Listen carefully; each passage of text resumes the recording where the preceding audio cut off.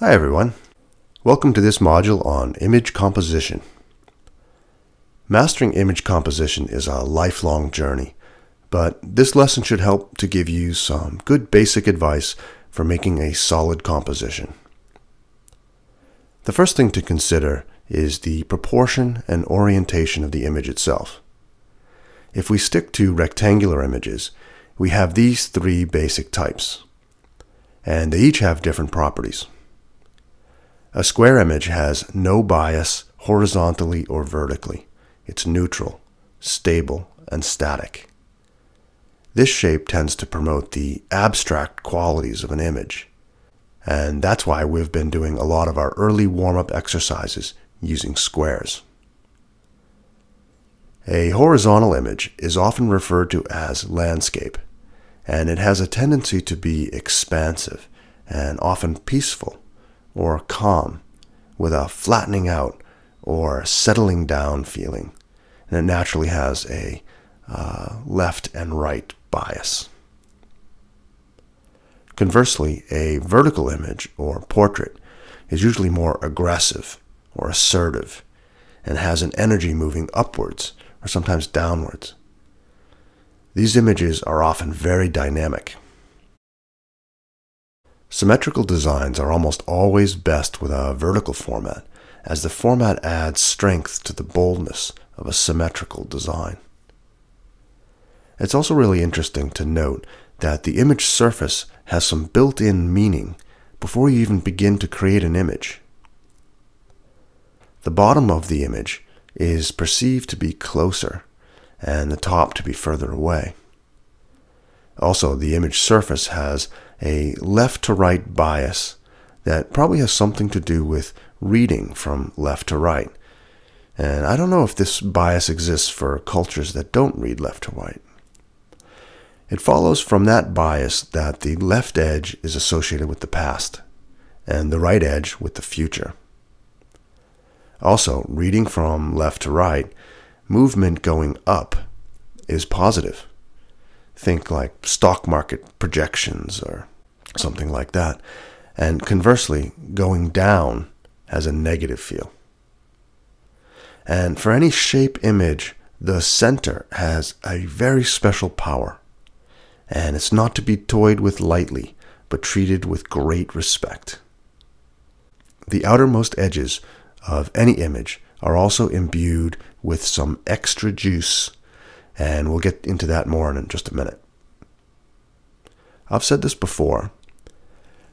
Composition is all about contrast. Contrast is how you create and manage figure-ground relationships and create focal points, or areas of attention that attract the viewer's gaze. These are areas in a painting that are of some importance, either by what it is or by how it's depicted.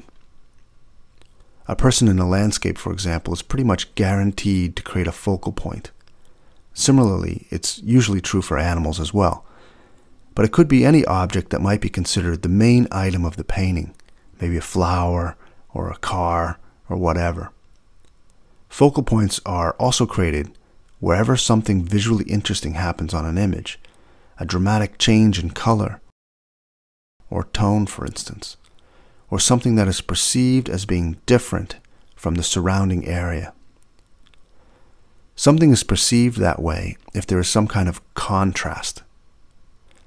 Value contrast is probably the strongest, but in some cases it's color, shape, or even texture. Artists refer to these things that stand out as figural, and the parts that don't stand out as ground. A figural element that reads strongly is going to be a focal point. Most images will have at least one focal point, and usually a few. If there are a few, then there should be a hierarchy between them. In other words, a major focal point or a dominant focal point, and a few minor ones, for instance.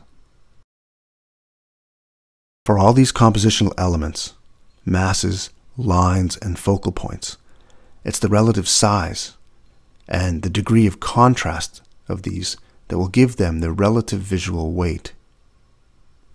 So a large but low contrast mass might have similar visual weight as a smaller but more contrasty element. Visual weight is funny though, because it seems like there's two kinds. One type of visual weight is caused by things that catch your eye, or maybe it's more your mind's attention, I don't know. And another type of visual weight is sort of the apparent heaviness of something. A big block of dark trees, for instance, might not catch your eye so much, but it appears heavy on the canvas. This gives it a sort of visual weight. Contrast between elements can also enhance their relative characteristics. For example, in architecture, many grand halls and large rooms are preceded by small, tight little rooms, so that when a person moves through this entry sequence, they will feel compressed by the tight room, and because of that, they will feel the expanse of the grand hall more strongly. The little entry chamber is often called the torture box because it's designed to make you feel a little bit uncomfortable. Pay attention and you'll notice this device used in many places. I believe the most fundamental thing in all design is that everything is relative. The same thing holds for graphic elements too. In this example, the relative characteristics are enhanced by the presence of elements with great contrast. Notice how color and tonal values appeal to the emotions, while lines tend to appeal to the intellect. You can use a contrast in image density to create blank open spaces, usually referred to as negative space. Creating and controlling negative space is really important for nearly all designs. Unless maybe you're going for an all-over design or a field type of image. But even then, it comes into play, but in a smaller scale.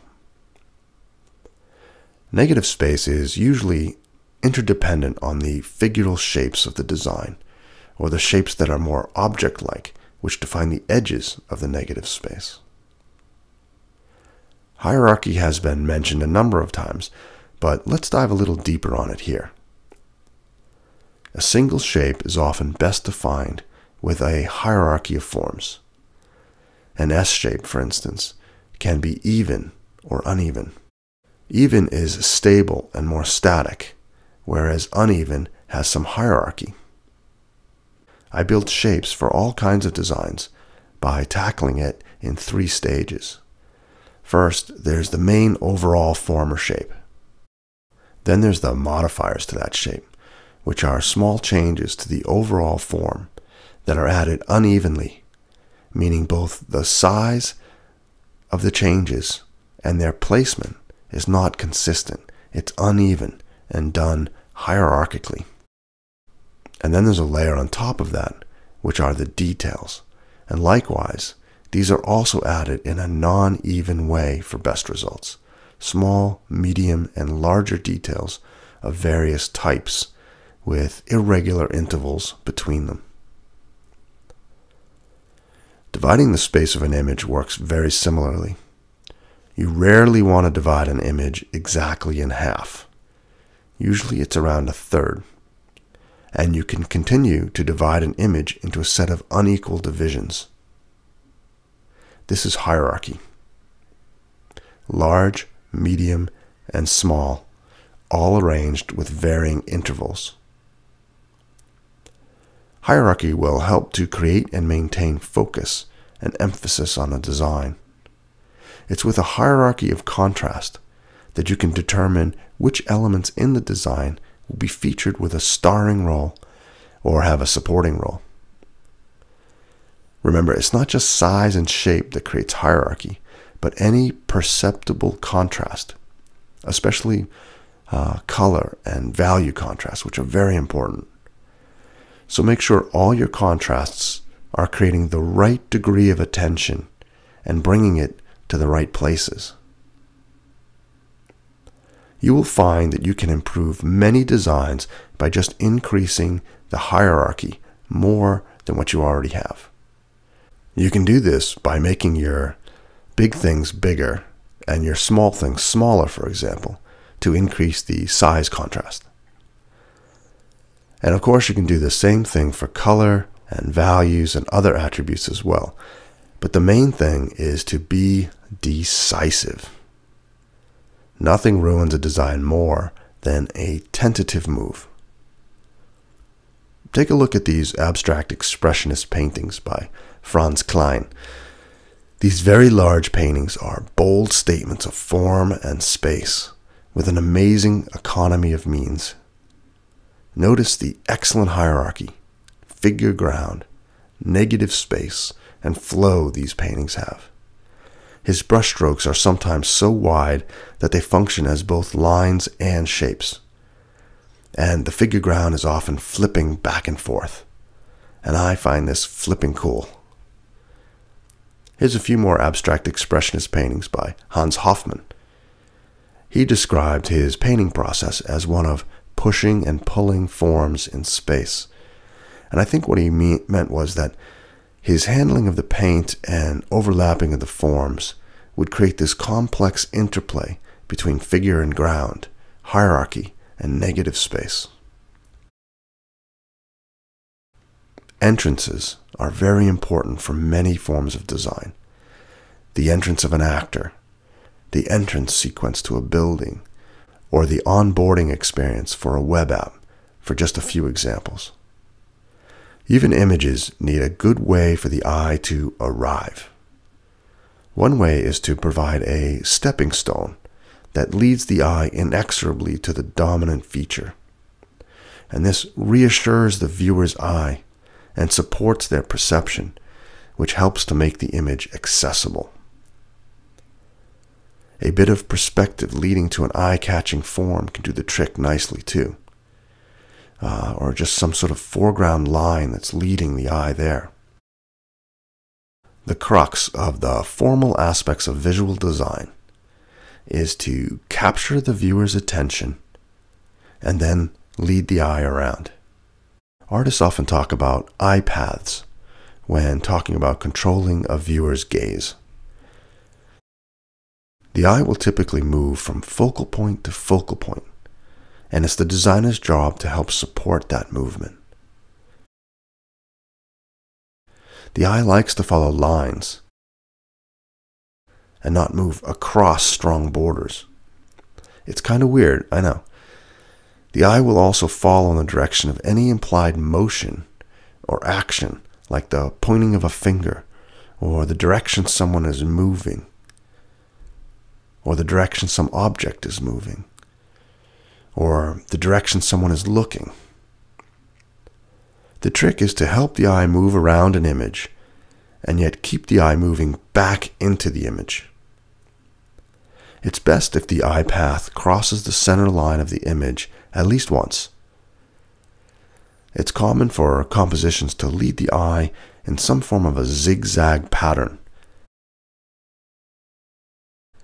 Generally, you don't want the eye to feel pulled in opposite directions, because that will give the viewer an unsettled and uneasy feeling.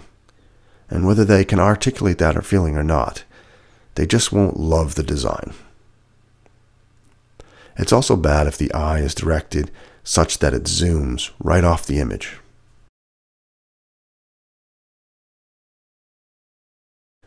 Well-managed eye paths will give an image a good flow and harmony.